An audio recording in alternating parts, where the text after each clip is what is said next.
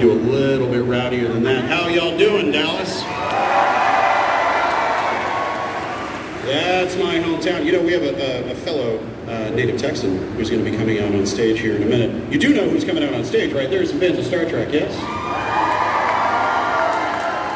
Huh? Okay.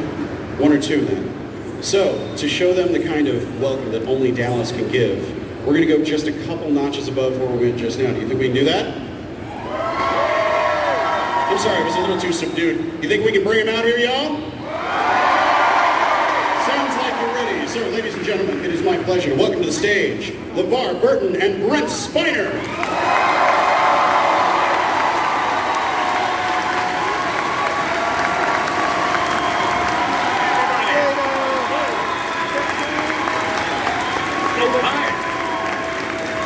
Hey, everybody.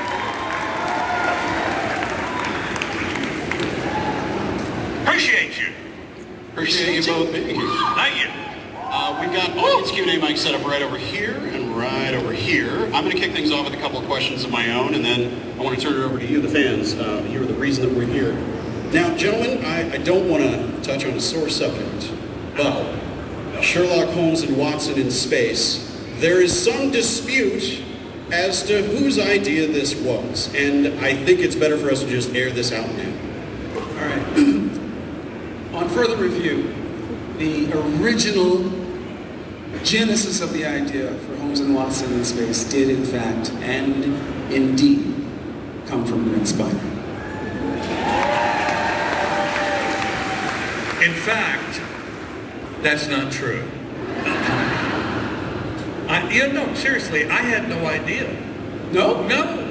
When the script for, we did this episode called Elementary Dear Data. I didn't write it, but we did this episode, and it just appeared, like all the scripts did when they pass out the scripts, and I got the script and opened it up, Elementary Dear Data. I said, ooh, because I'm a huge Sherlock Holmes fan, and I thought, what's this going to be? I opened it up, and I'm playing Sherlock Holmes. And I was like, this is great. And I said, who's playing Watson? It's got to be Riker. Were you disappointed? No, I'm only kidding. I said, Geordie's got to be playing Watson, and indeed he was. And the rest is history. I have to say you're one of the best Sherlocks I've ever seen. And may I say you're one of the best Watsons I've ever seen. I mean, it goes like this for me. You? Yeah. Nigel Bruce? Ooh, really? Yeah. You know who was a great Watson? No. Robert Duvall. No. Yes. In the 7% Solution. He was fantastic. Directed by Nicholas Miller. Correct. Yes. Moises. Wow. That's the only thing I'm here to do. You're not just a pretty face. Levar, there are people here. You know what? He's not even a pretty face. No, I'm kidding, Moises. It's okay, Brent. This is our act. People are used to it. Exactly. Yeah. Robert Duvall, a great Yes, Watson. All Yeah. right. Yeah. And British. Really? Believe it or not. Yeah. Totally believable. He was fantastic. Underrated. Yeah. Obviously. Yeah. What else you got? Well, speaking of literature, one of the things that I found myself wondering when podcasts became a thing was, will I ever get what I really want, which is LeVar Burton on demand reading to me in my ears? Who else out there subscribe to LeVar Burton Reads? Any LeVar Burton Reads listeners in the house? Woo! Wow. Tell us about the genesis of LeVar Burton Reads. I like reading aloud. We know. A story. You know, when we were doing Elementary Dear Data, he kept reading while we were doing his show, and I kept saying, stop, we're trying to act here. In fact, I think that the genesis, the kernel of truth that formed the idea for LeVar Burton Reads came from Brent Spiner. Yes,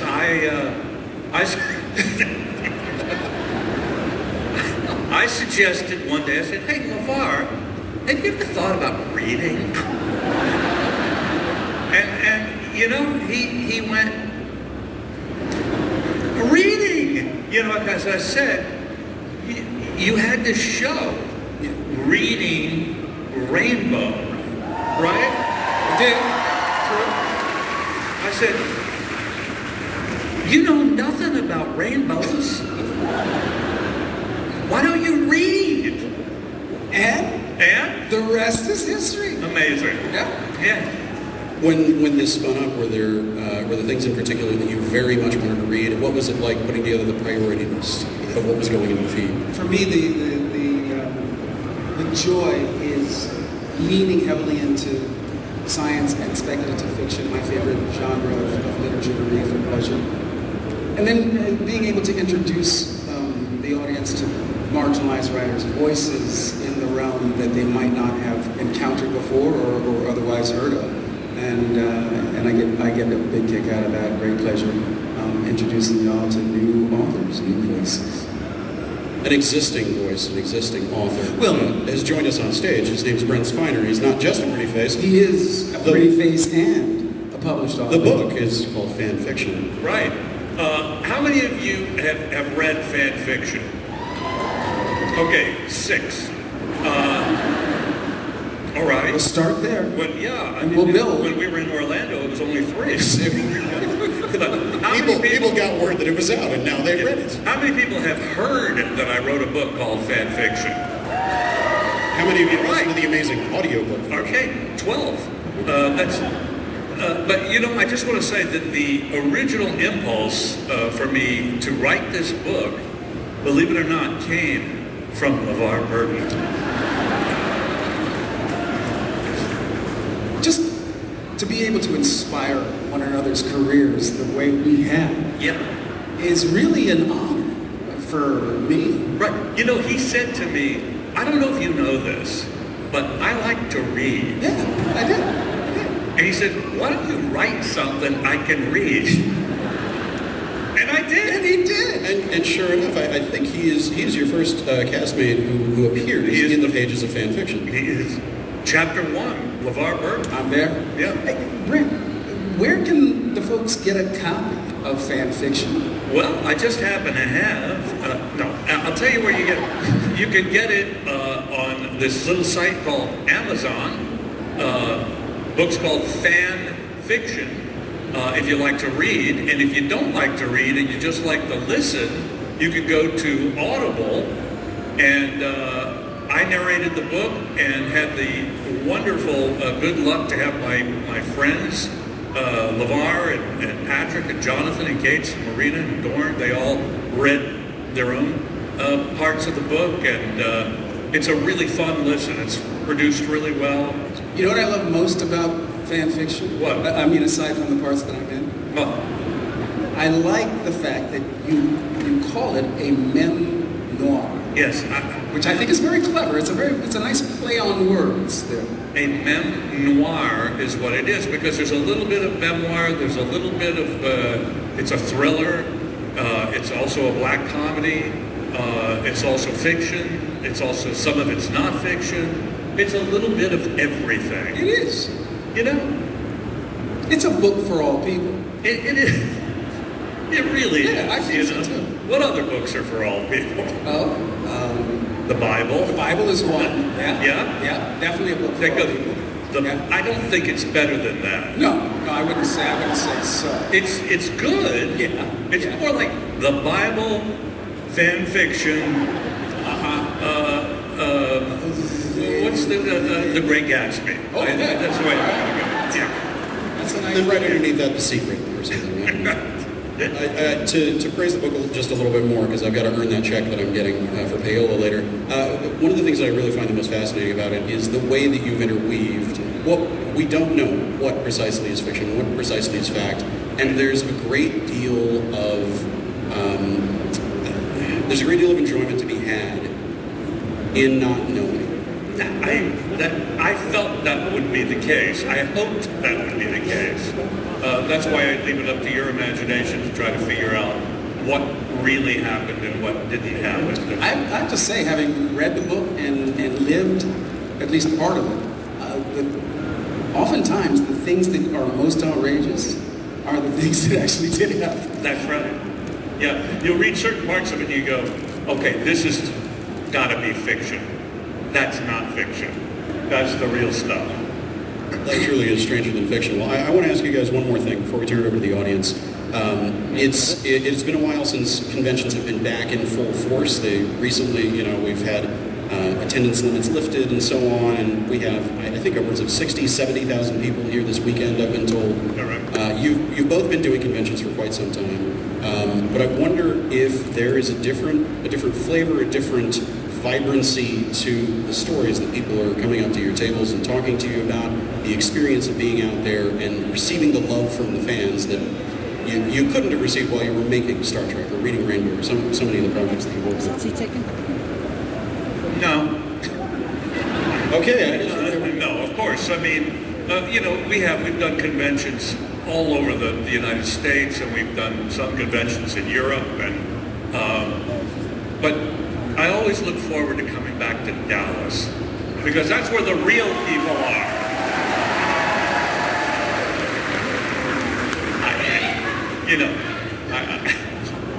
Can I get an ee-haw out of you? Yeehaw! Yeah, Brent, you're originally from Houston, yes? I am a Texan, and I want you to know something, that I don't really speak this way. I talk like this. And whenever I get home, it comes right back to me. And I just love you people. Hey, look, there are probably just as many people in this Texas audience that love you from Mama's Family as they do Star Trek. Well, I would hope so, but even more so for Nightcore. Yeah. Bob Wheeler. Bob Wheeler. Bring back Bob Wheeler. Yeah, We're going to start the campaign now. Boys, I'd just like to ask Levar one thing before we move to the audience, if you don't mind. You're in charge. What was it you said last week? You were on The View. Yes. And you said something about books and about banning of books. Yes. What was that? I said read banned books. Read banned books. Banned books. Yeah. That's where the good stuff is, y'all. That's where the good stuff is. If they don't want you to read it, there's a reason why. Yeah. Read banned books. I mean, please. And, the next thing you know, I'm just waiting for fan fiction to be banned. Really. Could be the best thing to ever happen to your book. Exactly. That or like all these people buy it. That would be good. That would be wonderful. Well, everybody look under your chairs. There's nothing there. So, Wow, I wish I thought of that. Yeah. Dumbest joke I could have told all day. We're going to start right over here. Hello, my name is Jordan, and I've been a fan my whole life. I'm sure you hear that all the time. But you guys, no matter what, have been my favorite characters. I mean, so I was wondering if I could say two things. Well, Yes. Go for it. several years ago, I met you two, and I pulled out something to get signed from Levar Burton, and I was so nervous, I just kind of messed it up and screwed it. And you said that, go ahead, take another thing and autograph it for him. And I was, and Levar, you said, yeah, but if you mess this autograph up, I'll kick your ass. And I looked at you and I said, Levar, I'd pay you to kick my ass. Happens to me all the time. And what do you think is probably the most influential thing have ever done like Reading Rainbow or Star Trek. Or Roots. Or Roots, yeah. Roots. He wasn't even. Okay. Yeah. I'm pretty sure he was in Roots. Like, He didn't I'm pretty like sure main too. character Yeah, in Roots. I honestly feel that my work on Reading Rainbow is probably the most important work I should ever do.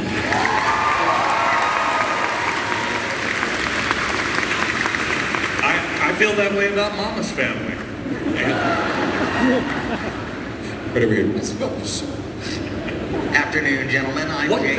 What would you pay, by the way, for him to kick your ass? 'Cause if it's the right amount, he'll do it right in front of these people. I think he has a number in mind. Well, he's a lot richer than I am. So, A lot of you people know, I pay to be really kicked don't ass. know. Honest to God, I do not know. All right. 500. 500. Yeah, that's about all I have. Sir, you cannot afford me to kick your ass. Go for it. Afternoon, gentlemen. I'm Jacob, massive fan. Question apiece for you, for Mr. Burton. Speaking of Reading Rainbow, I know when they pulled the funding the first time at PBS, they had stated it was more important to move towards teaching reading than it was teaching the enjoyment of it. Did anyone ever think to make the case that the enjoyment of reading is important to get to that second step? Because without enjoying it, why would they bother? Sir, we were talking to members of Congress.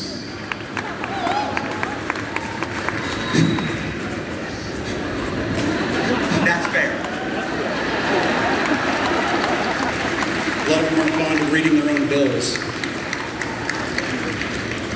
And secondarily, for Mr. Spiner, let's talk about your problematic Texan accent. I'm just kidding.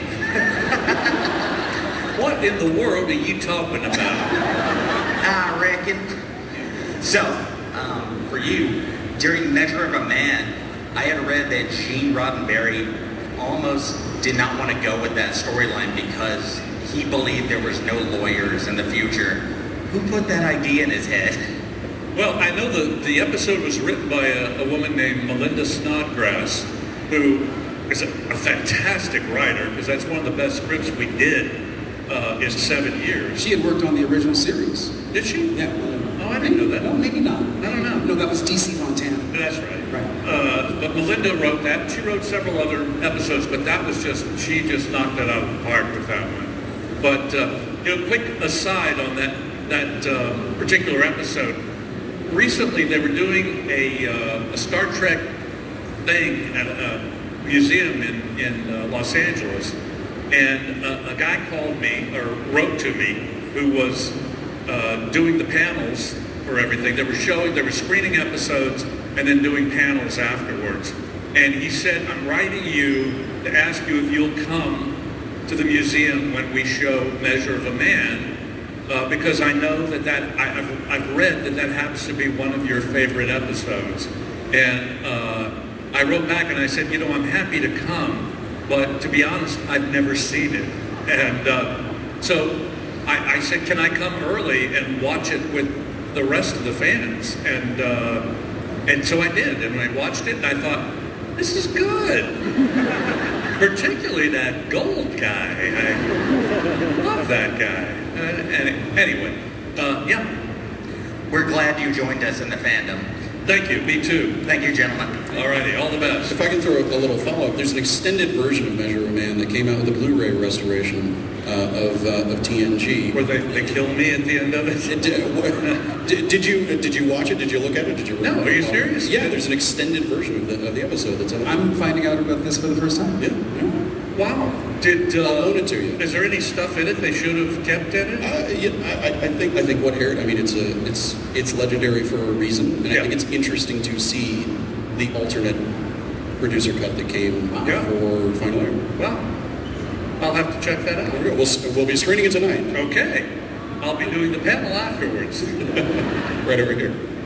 First, I want to say thank you both. I grew up with Star Trek. That was one of the few shows I could watch as a 7-year-old, and my dad would let me watch. So thank you both for telling these amazing stories, which still are very relevant to today. And then another thank you, Mr. Burton. I grew up as a big reader. I think part of that was because of Reading Rainbow. And now, as a reading teacher, I want to thank you for your continued support in literacy and telling people that reading is important.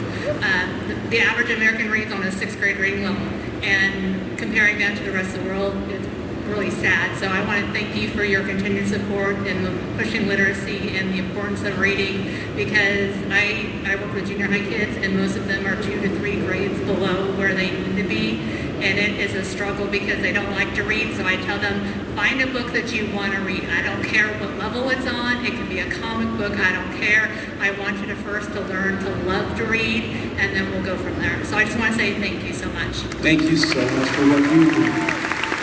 You know,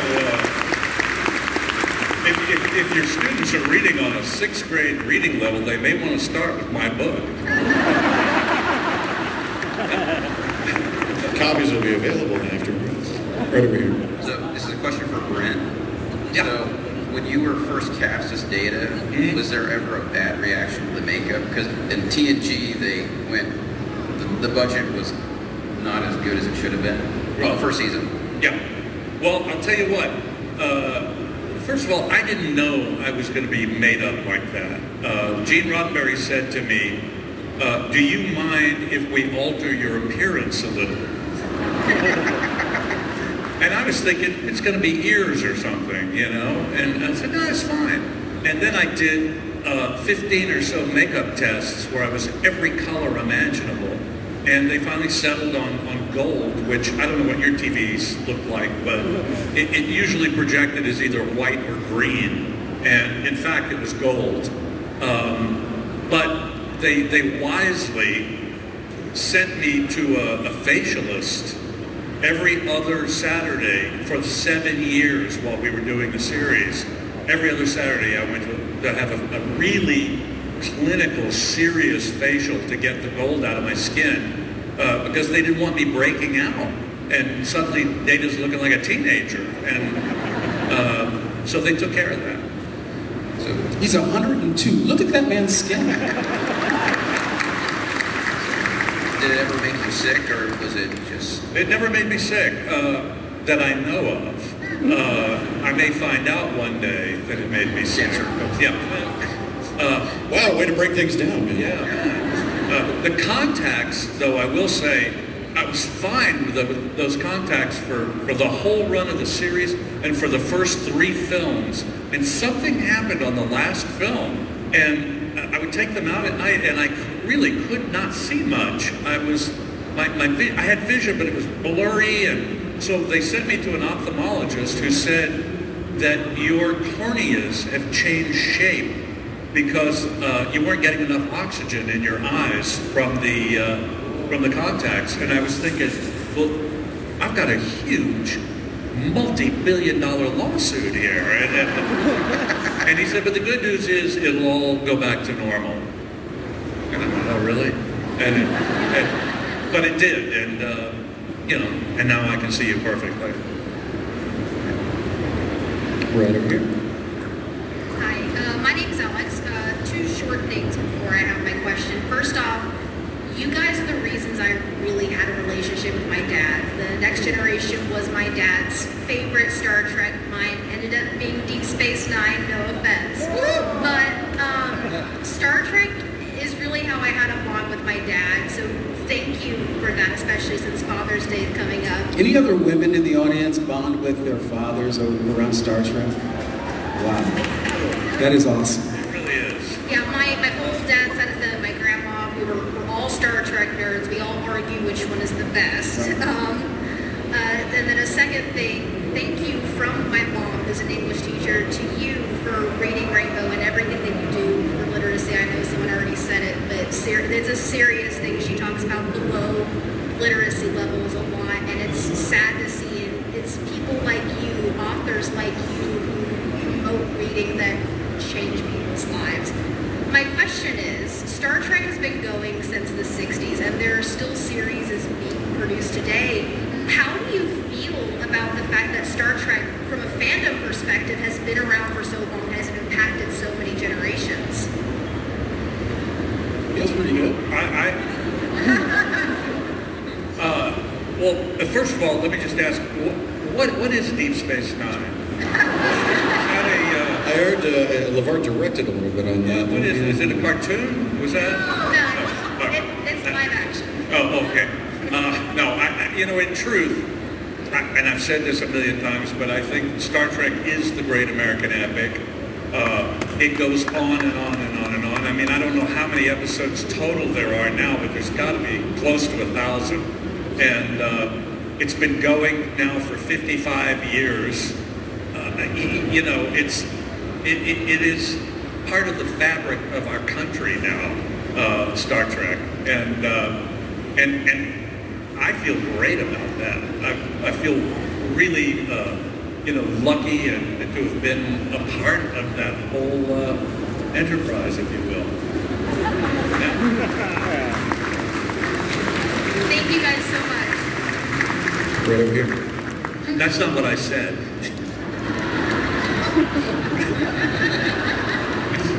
I'm so glad you're here, really, to be serious. Give it up for our sign language interpreter. Appreciate it. Brent. Hi, my name's Jennifer, and I don't like hearing myself on the speaker. Just really briefly, I love Bob Wheeler, and I love reading Rainbow.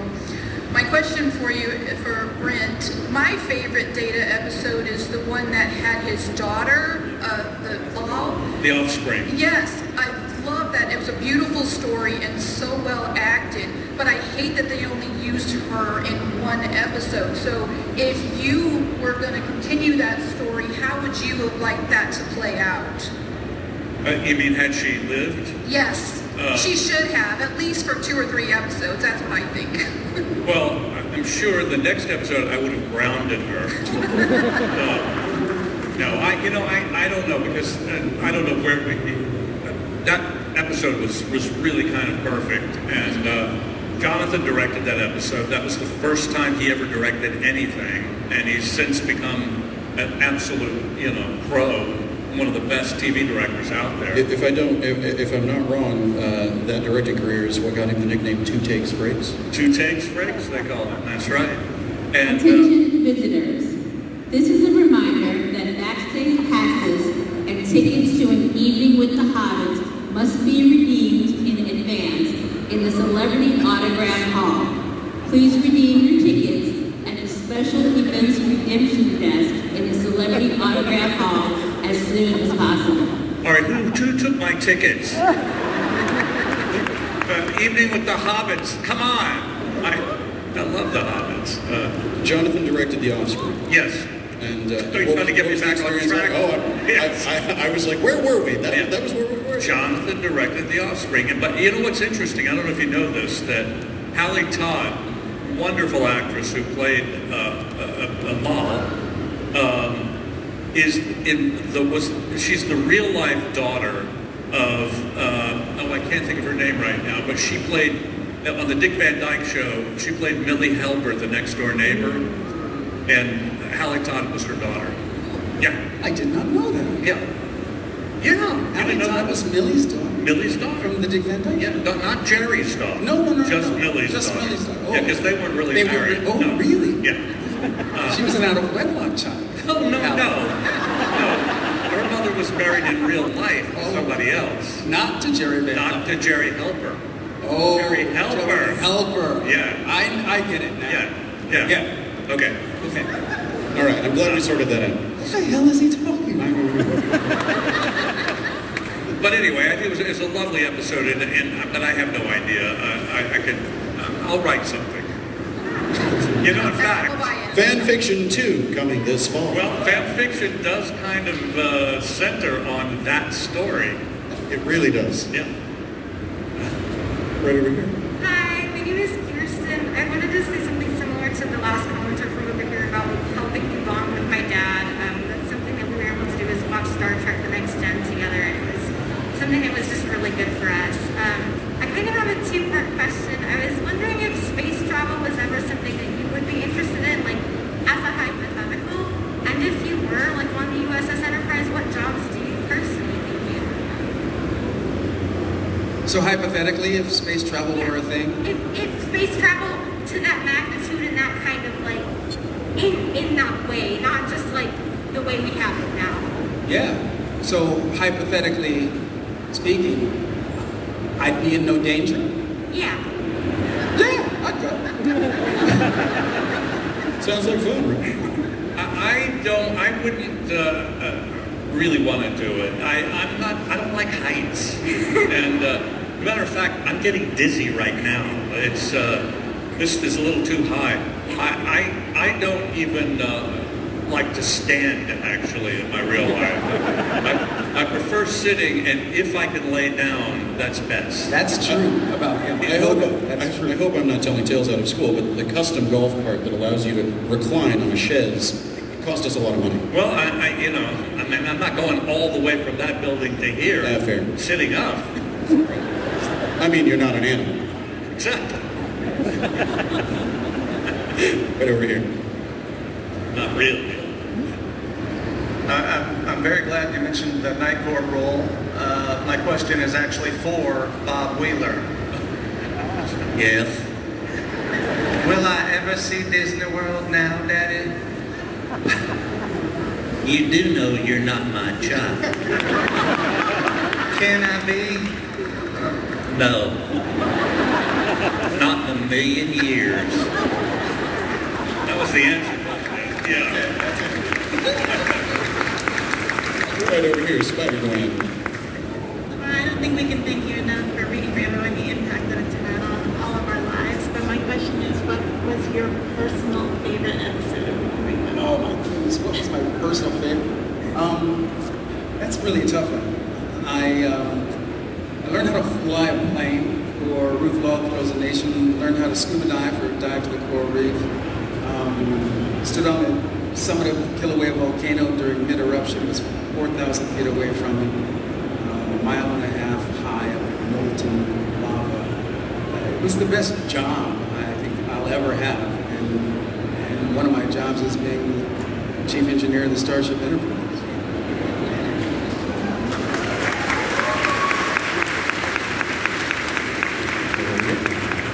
Hi. My family's been watching Star Trek since I can remember. Kind of forgetting my question right now. Who was the first cast members that you played with when you first started Star Trek, for both of you?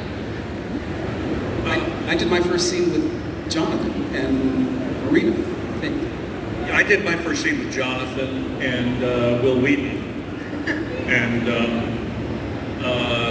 I auditioned with a scene with Geordi. Right. But we didn't audition together. No, but, we didn't. But the scene was a scene between Data and Geordi. Yeah. Well, thank you so much. You did a great job. I love everything you guys have done. Thank you so much. Thank you. We've got about 10 minutes left. I think we can still get through a bunch of you. Go for it. Oh, lovely.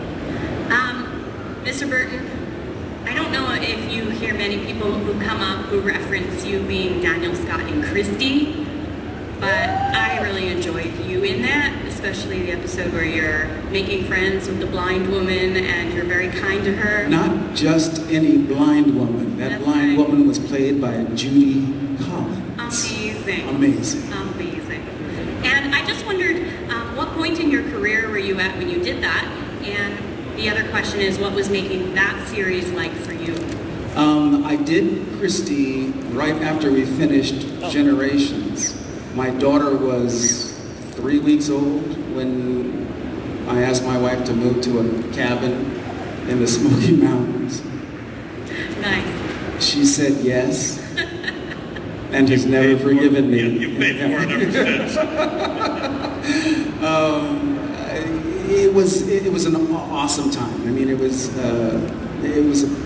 a beautiful place, the Smoky Mountains, and we were there for a good 8 months, and it's a time I'll always treasure. Cool. Thank you so much. Thank you. Go for it. So actually all of my questions have been asked, so I'm just gonna kind of try to think of something. Simple. Oh, great. So I also grew up with Reading Rainbow, and because of that I'm an author. And I had a bookstore and I'm a reading tutor, and my dad is is what got me into Reading Rainbow, and it's my dad and you are why I'm where I am. And I actually bonded with my mom over Star Trek, not my dad. Great. It's like the only thing we didn't argue about, so. What's your father's name? His name is Wilfred. Wilfred. Happy Father's Day to Wilfred. He passed away. Happy Father's Day to Wilfred in heaven.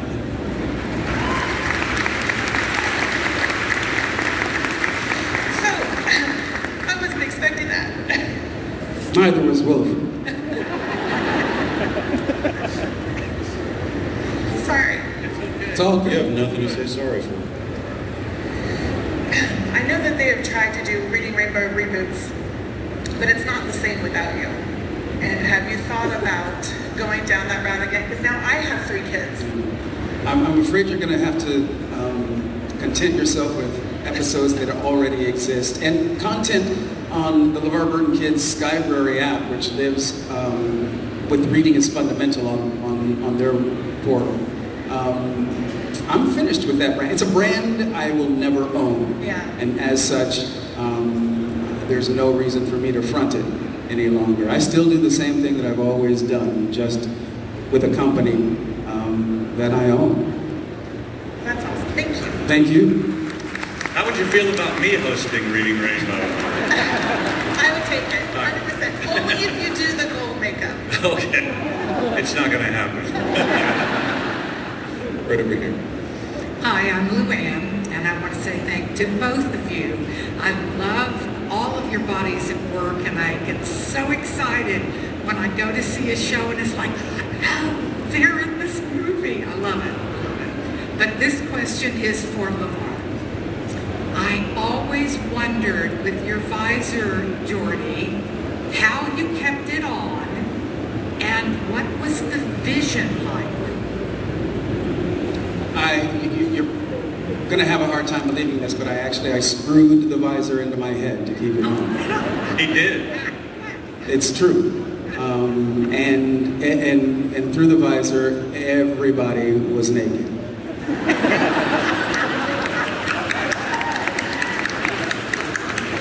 Including Data. What do you mean, oh no? I mean, as we all know, he is fully functional. Exactly. Apparently so. Right over here. Hello, my name is Corey, and I just wanted to say thank you guys so much for everything you've done, for being here this weekend. For my family and I, it's really huge because it's Father's Day weekend, and my dad passed a year and a half ago, and he loved Star Trek and Night Court. And for you, Mr. Burton, Roots and Reading Rainbow had a huge impact on my life. So my question is, at what point in y'all's life did you take a look at your body of work and go, wow, I really did have an impact on people? Really, it's going to conventions that's clued us in, because we didn't, we were just, actors and performers, and we were just lucky guys who got these great jobs, and but to find out that there was actually ancillary benefits coming from the fans and the people who really it meant something to is so overwhelming. It's incredible. Thank you. Thank you. Right over here. Hi, my name is Xander. And how was it getting back to work on the show Picard with the original Next Generation crew? Do you have fun behind the scenes stories to share? Well, Xander. Right off the top of his head. Yeah, I know. It was awesome. Just came to it. You want to answer? Well, Xander, I have to say it was some of the most fun I've had in decades. Seriously. Being together again was truly awesome and an incredible gift, because I think that we all believed that we would never have that opportunity, that ship had sailed, right? Oh yeah, definitely. Yeah. No, we would just look at each other and go, this is crazy. How great is this? Yeah. And I think we all felt that way. Absolutely. except Marina, who was, complaining as she usually does. No, I think we all had a fantastic time doing it. Xander's wonderful question made me think of a follow-up. You are very well known to be very much like a family, the cast of this show. Yeah. And you've been at all these conventions and you see each other regularly, but being on those sets, playing those characters again, I would love to hear, because you can't tell us about the content of the show, but emotionally for you as performers, engaging with your beloved scene partners for the first time in whatever form Brent is taking, and the well-known form that Levar is taking. What was that emotional journey like for you? Was it something that you were able to anticipate, or did it hit you like a ton of bricks? Did not know what the character arc would be over the course of the episodes in which Geordie appears. I got the chance to see how everyone else had grown and changed, and I was really happy with the changes that had taken place in Geordie's life. And in terms of how we related to one another, last time Geordie saw Data, he was leaping across the void to sacrifice himself. So, and the first time I see him, it's not him necessarily. So there was a lot going on for all of us, I think. Well, I tell you what, and I felt this, I'm sure you did too. In a way, there was no difference. It was like time had ceased to exist, and we were just doing it. We had stopped doing the last film the day before, and we started doing this episode the next day. And we related to each other in the exact same way that we always did, to a person. Yep. We had the same dynamics. And, even to the point of, Dorn blowing his lines and us laughing ourselves sick, because that was the last thing he did the last time we saw him. It was great. Well, I think I speak for all of us. We want it now, please, Paramount. We want it now. Yeah. Go right over here. Before I go... Oh, go for it. Sorry, Xander. I'm sorry. I interrupted you. Please. Before I go, I just want to say I like watching Star Trek with my dad, and he's a really big fan. Well, thanks, Xander. That's a great reminder. Happy Father's Day to all the fathers in the audience. Yeah. Give yourselves a hand. Yeah, including us. Yes. Happy Father's Day, Brent. Happy Father's Day, Levar. Yeah. Happy Father's Day, sir. Happy Father's Day. I'm a huge fan of both of y'all, and not just Star Trek, but your career catalog outside. I got one question for both of you. Okay, so Mr. Burton, when Roots was going on, did you get to hang out on the other episodes in the Next Generation episodes with James Earl Jones and Lou Gossett Jr., people like that? I did hang out on the set a little bit after I finished my filming on Roots, and just to watch Ben Vereen and Madge Sinclair and others work. It was really Leslie Uggams. It was phenomenal. But by the way, I can't be here in Texas tomorrow. It's June 19th. Happy June 19th to everybody. I am here tomorrow. Yeah, but they won't be. I mean, we won't be here. We won't be here. We won't be here. We'll be here. We'll be here, but we won't be here. We'll be over there, or maybe over there. We'll be there. Somewhere. Got it. Yeah. Okay. My other question is for Mr. Spiner.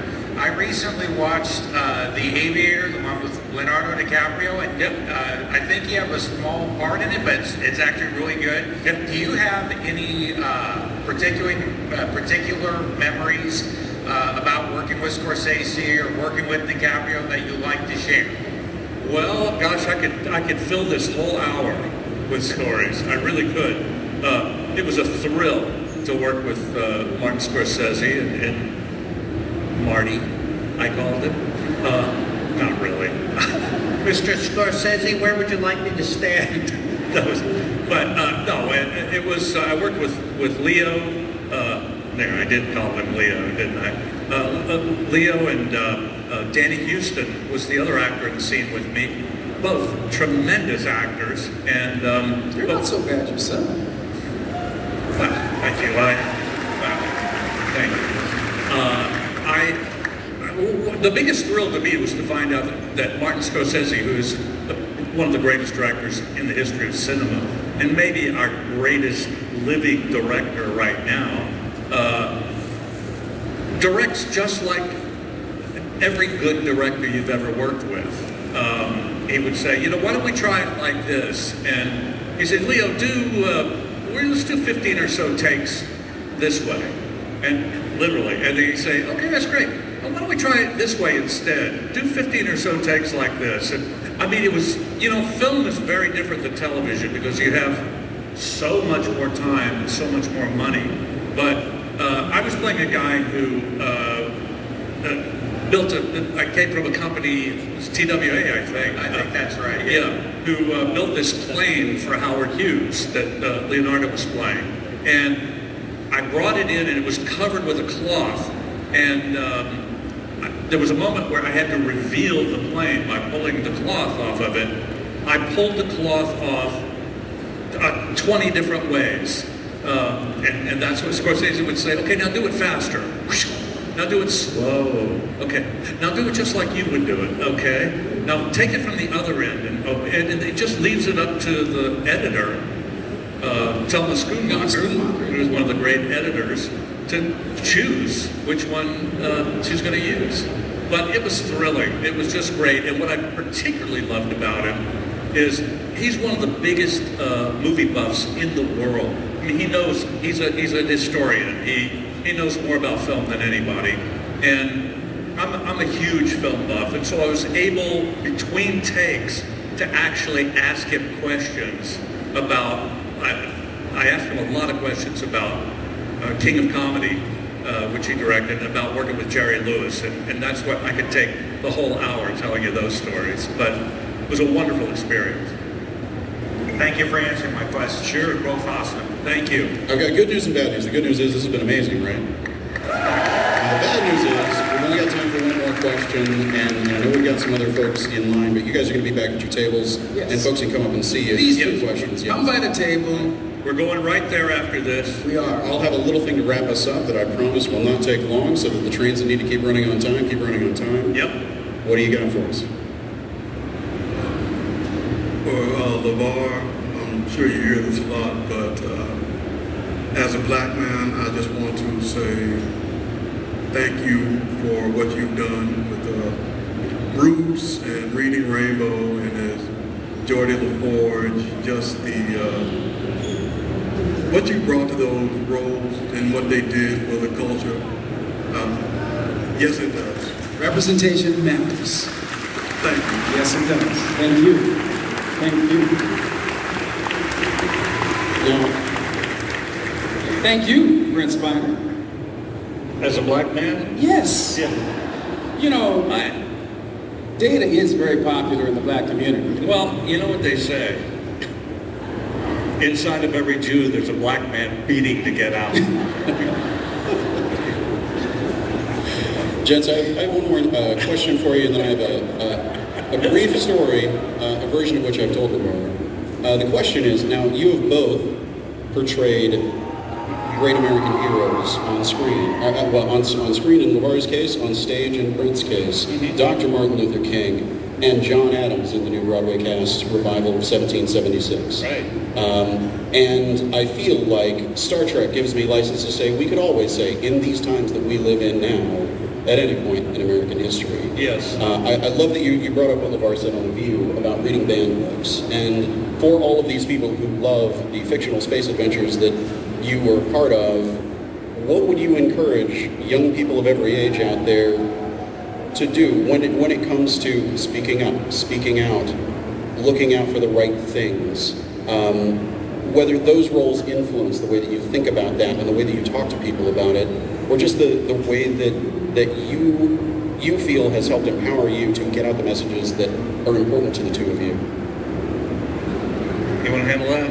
Well, I would, no, you go ahead. Well, I would just suggest that if you have an opinion, if you have a point of view, let it be known, because silence is the same as saying I don't care.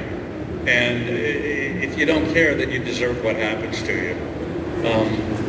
That's all. That's it? Well said. I think the inspirational value of characters like Dr. King and John Adams, the examples they set, the standards for which they stood are as valuable in this American moment as any that we've ever had. No kidding. Yeah. Now, one of the things that I love about these Q&As is we always get these magnificent stories, and as many things as we have in common, all of these stories are unique, and I wanted to share a brief story of my own that is part of the reason that I do conventions in the first place. I grew up with an autistic younger brother here in Dallas. I'm from Garland, but anybody from Garland tells you they're from Dallas because nobody knows where Garland is unless they watch King of the Hill. Telling jokes now, there will be a little bit of a sad note that I'll prepare you for. I went off to acting school. My little brother and I didn't come to conventions like this because all of the crowds and all of the sensory overload, just a bit much. But while I was away at acting school, getting as pretentious as all get out, he started coming to these shows, and he started seeing our heroes from the various Star Trek shows, from Star Wars, from various different things. And I had no context for this until I came back to Texas, and I went to this con, my first con ever, and I got it immediately. And the thing that meant the most to me was the kindness and consideration and time and grace that the two of you and your castmates and people from so many other shows make available to these people for whom your work means so much. And I don't tell the story that much, but at this convention, the additional layer of context was that what had been diagnosed as an upper respiratory infection was by then a grapefruit-sized tumor on his trachea.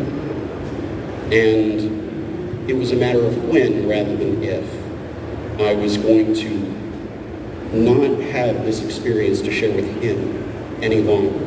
So as much as I thank the two of you, I want to thank all of you for being my surrogate siblings who are out there making these events so great and so wonderful.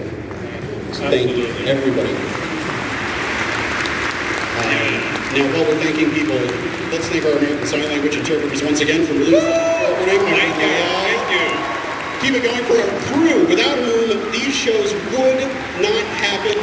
Thank you. We had a wonderful experience telling them in the survey that they put at the end of the show. Let's keep it going. Below the roof off this place one more time for Brent, Spire, and Levar Burton. Thanks, everybody. Make sure you have your Hobbit tickets. So long, everyone. Thank you. Thank you.